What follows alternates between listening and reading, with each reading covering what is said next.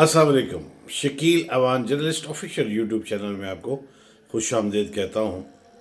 कबूतर बहुत सारी अहम खबरें लाया है, लेकिन आजकल जो इंतहाई अफसरदा कर देने वाली जो खबरें हैं, जो वाक़यात हैं, जो सोशल मीडिया पे चलने वाली वीडियोस हैं, तस्वीर हैं, वो बड़ी ज़्यादा अफसरदा कर देती हैं।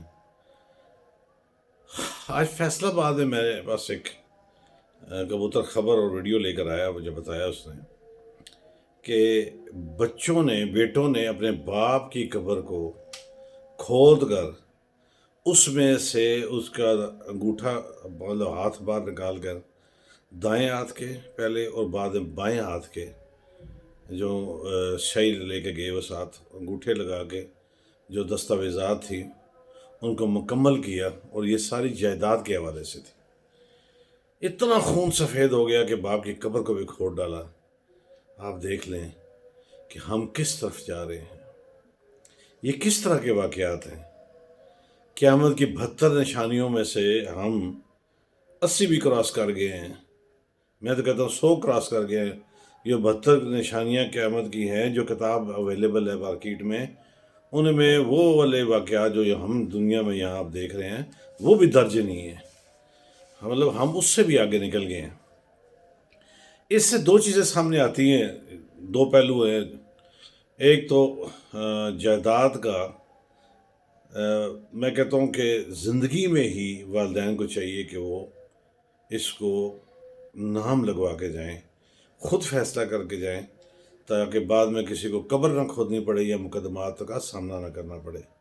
ये जो कंसेप्ट है ना कि अगर औलाद को आपने जायदाद अपनी ज़िंदगी में दे दी तो वो आपको लाते मार कर निकाल देगी, आपको हिस्सा, आपको ज़िंदगी जीलन कर देगी, आपके लिए ये हो जाएगा, वो आपके साथ जो होना है वो होना है, वो आप बेफिक्र रहें। अगर आपने अपने वालिदैन के साथ सही किया हुआ है तो फिर बेफिक्र रहें, आपके साथ गलत नहीं होगा। तो इंसानियत से उस तरीके से जो मामलात सामने आ रहे हैं, इससे इंसानियत शर्मा कर गई है, इंसानियत मारी गई है। कराची में जो आए रोज़ मैं देखता हूँ, ये भी दो पहलुओं वाली बात है कि डाकू राज जो है वो अरूज पर है, और जो किसी के हत्थे चढ़ जाता है, खासतौर पर पुलिस की जगह, उसको तो मार देते हैं। फिर उसकी जो खून आलूदा जो उसकी वीडियो है वो मरते की तड़पते की वो सारी सामने आ जाती है। क्या ये अच्छा हो कि आप जान से न मारें, आप अपना गुस्सा निकालें, तशद्दुद करना जितना कर लें, वो तो नेचुरल रिएक्शन है। इसके बाद देखेंगे ये लोग कौन हैं, इनके पीछे क्या ऐसी बात है कि किस मजबूरी से ये कर रहे हैं। मैं यहाँ एक वाक़या सुनाना भी ज़रूर चाहूँगा, मेरे साथ खुद बीता है कि काफ़ी अर्सा पहले मेरे दफ्तर के सामने एक हजूम खड़ा था। मैं भाग के गया वहाँ पे, देखा तो एक कम उम्र लड़के को लोग मार रहे थे और पुलिस भी पहुँच चुकी थी।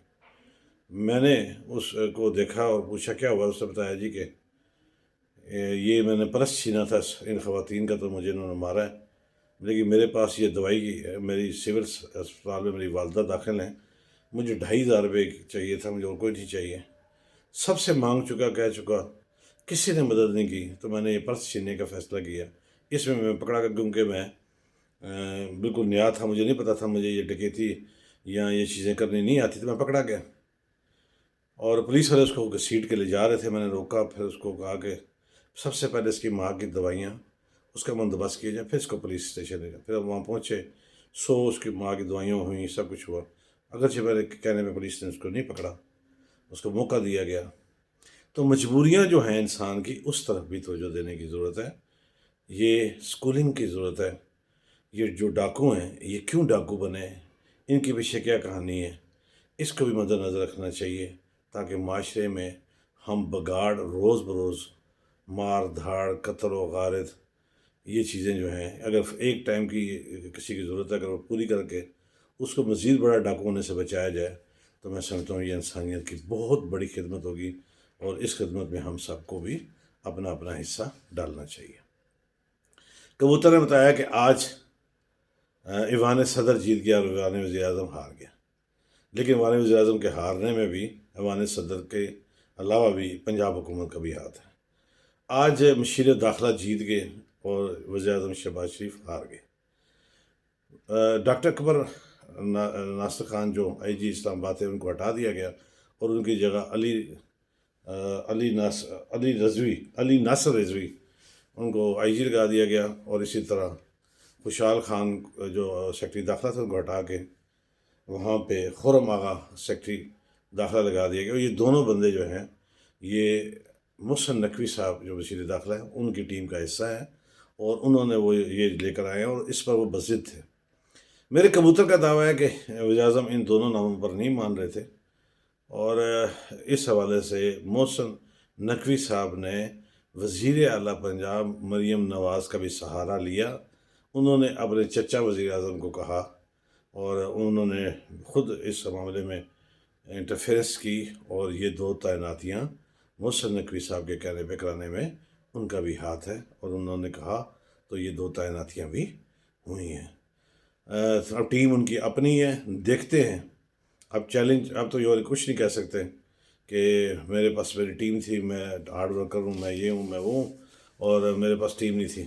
اب دیکھتے ہیں کہ اسلام آباد میں ہر روز جو درجنوں رہزنی کی اور ڈکیتیوں کی، پرس چھیننے کی، موٹر سائیکل چھیننے کی، اور اسی طرح کی اسٹریٹ کرائم جو ہیں، خاص طور پر 8 رکنی ایک جو آیا ہوا ڈاکوؤں کا ایک بہت بڑا گروہ جو 8 افراد پر مشتمل ہے، اور ان کے پاس 4 بائک ہیں، وہ 2 ایک گاڑی کی طرف کھڑے کرتے ہیں، 2 ایک گاڑی کی طرف کھڑے کرتے ہیں، اور پھر وہ دستک دے کر پانی کے بہانے یا بل کے بہانے یا کسی بھی یوٹیلیٹی بل کو دکھانے کے بہانے کے والے سے تدخل ہوتے ہیں، سارے اندر داخل ہوتے ہیں، پھر لوٹ بھاگ کر کے چلے جاتے ہیں۔ یہ افطاری بھی ساتھ کرتے ہیں، افطاری کا ٹائم ہو، سحری کا ہو تو یہ سحری بھی ساتھ کرتے ہیں۔ یہ بھی ابھی تک یہ گینگ پکڑا نہیں گیا۔ اب یہ محسن نقوی صاحب جو وزیر داخلہ ہیں ان کے پاس یہ اب بہت بڑا چیلنج آیا ہے کہ وہ اسلام آباد جیسے مختصر ترین شہر میں اپنی ٹیم لا کر کتنا ڈیلیور کرتے ہیں،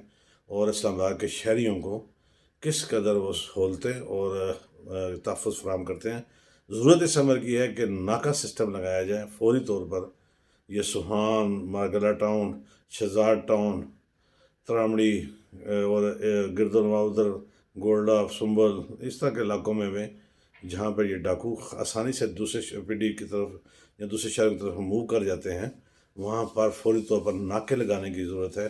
اب آپ کے پاس مشیر داخلہ صاحب کوئی ریزن نہیں ہوگا، اسلام آباد کے شہریوں کو بھی محفوظ بنائیں اور خود اپنی جو بات کہی ہے اس کا تحفظ بھی خود ہی کریں۔ میرے چینل کو سبسکرائب کیجیے گا، لائک کیجیے گا، کمنٹس کیجیے گا، مجھے اس کا انتظار رہے گا۔ چلتے چلتے ہمیشہ کی طرح کہتا رہوں گا، جہاں آپ اپنا اور اپنے پیاروں کا خیال رکھتے ہیں، ارد گرد موجود مستحقین کا بھی خیال رکھیے۔